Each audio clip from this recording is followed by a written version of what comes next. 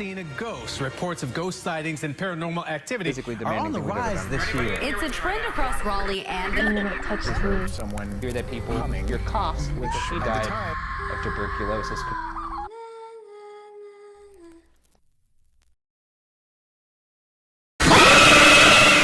Did that scare you? Our mission today is to find out if ghosts are real or not. Let's go.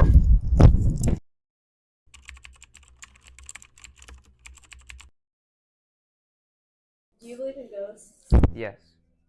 Why? I feel like people have a spirit that after they die, can stay here in Earth. Where can you find ghosts? I think mostly anywhere, but probably places with larger death counts it's more like common to find them. What is your opinion on ghosts? I'm not a big fan. You know, they scare me sometimes. I see them in movies. I don't really think they're real in real life. When I'm walking through the dark, I tell myself they're not real because if I think they're real, then I get scared. And I stay in my room and I don't go out. I don't go out at night to get midnight snacks. So. Do you believe in ghosts? I kind of believe in ghosts because there was this one time. I mean, maybe it's because I stayed up late and I was going a little crazy, but like it was like 3 a.m. and I was just scrolling on TikTok and like there was a knock on my door, and like I kind of got scared, but that's about it. So. Do you open the door? Do you believe in ghosts and why? I do believe in ghosts, mainly due to me believing that there's some essence or soul that leaves the body after death. Like while your physical self dies, maybe like some conscious of you leaves your body and maybe goes someplace else. Like kind of like in religion with Christianity and Buddhism and reincarnation and all that. I don't believe in ghosts in the way that they're maybe in the like horror films, but when I was growing up, we lived in the house. It was my great-grandparents' house, and they both died in the house. And there would be strange things that would happen around the house. And in the 80s, touch lamps were a thing where you would touch them and the lamps would turn off and on. And we had lamps that would just randomly turn off and on and flash off and on throughout the day. And we would say, "Stop it, Nana," and the lamps would stop.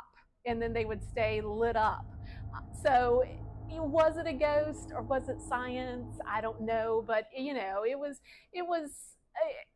something that made me question whether it was possible. Like, evidence of all time, in my opinion, or at least some of it, has been caught right here in this little rotunda. I'm about to say this. And if you don't want me to go to the top of your lighthouse, you better stop me. It's gonna be okay. Do not be afraid. Is there anybody in here with me right now? My name is Brian. What? Can you say my name back to me? Oh my God, I just heard Eliza. Oh my God. Eliza? Why do you sound like that? What? Walking? Oh my God, I'm panicking. I do hear you. Oh my God, it just started to hear me. I got the chills. How did you die? A cast of characters are said to be inside here. Parts of the building are still original, the brickwork in particular. There's a second, first, and a basement. It's a great home. Harn was one of the first keepers of the lighthouse, and unfortunately, the first keeper to die at the lighthouse, eventually succumbing to his battle with malaria and tuberculosis. In this room, the parlor room, it's here that people hear coughs because he died of tuberculosis contracted in the Civil War. Not a pretty way to go, coughing up blood. No, which is, I mean, that makes sense why it would echo throughout time.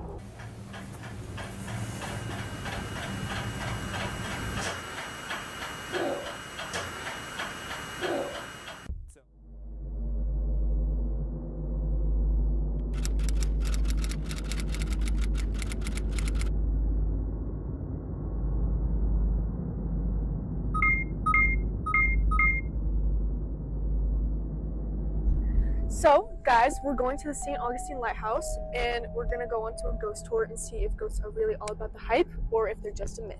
we were looking up some facts in the car. There were two young girls. Their names were Eliza and Mary, and their father worked on the grounds of the lighthouse in the mid-1800s. And while having fun together, they climbed into one of the carts on the property, and it started to roll down the hill towards the water. And even though they were screaming in terror, by the time the accident was discovered, it was too late, and the young girls fell into the water and drowned. The second death was in 1859 when John Andrew, the lighthouse keeper, fell to his death while painting the outside of the lighthouse. Quote, the lashing of the scaffold suddenly gave way, and he was precipitated to the ground, killing him almost instantaneously, end quote. Joseph's obituary in the St. Augustine Examiner described his death in graphic detail. Quote, he first struck the roof of the oil room about 30 feet below, whence he glanced off and struck the stone wall which encloses the lighthouse, and thence to the ground, a stone pavement. There was actually two lighthouses built in St. Augustine. One of them was the first lighthouse ever built in Florida. However, it collapsed in 1880.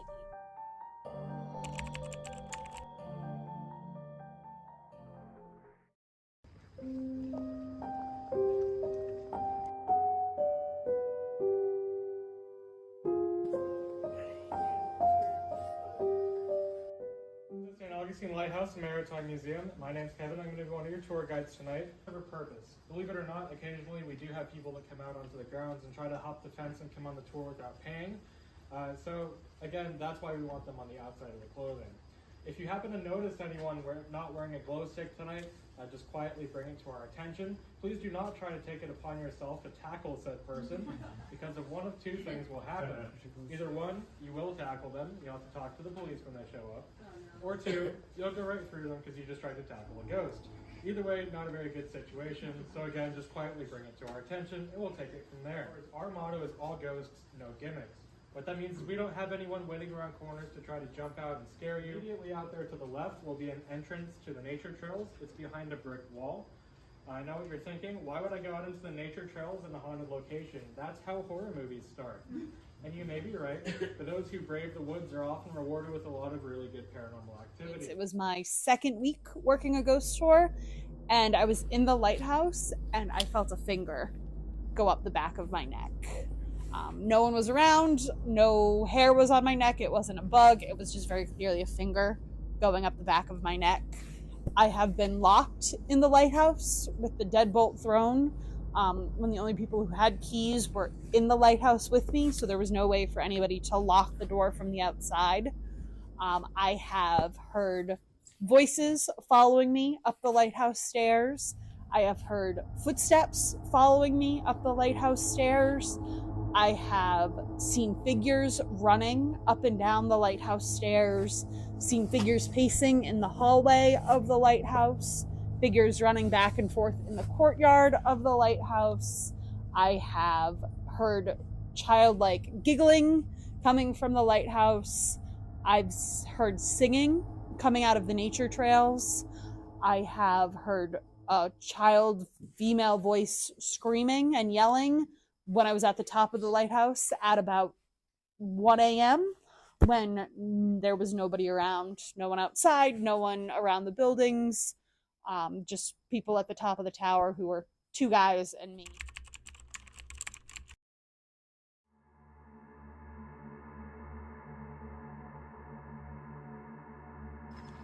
Take off flash. Is anyone here? Is anyone here? I think it's your flash. It's your flash. It's not my flash.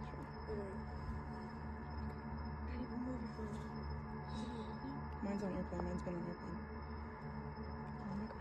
Okay. Oh! What? Did you just see that? Did you just see that? Don't move. Don't talk. Green for girl, orange for boy. It's a boy. It's a boy. What you doing here? Did you see that immediately? So you're a boy. Yeah. It's a boy. What if it's the Christmas tree light? Did you used to live here as a housekeeper? Yes. Yes. Yes. Yes. Are you... What's his name? Major? Are you Major? No. No, he's not Major. Are you the guy in the memorial? Yep. Oh, Yep, it's the guy in the memorial. Anyone who will actually interact with us for the next few minutes that we're here.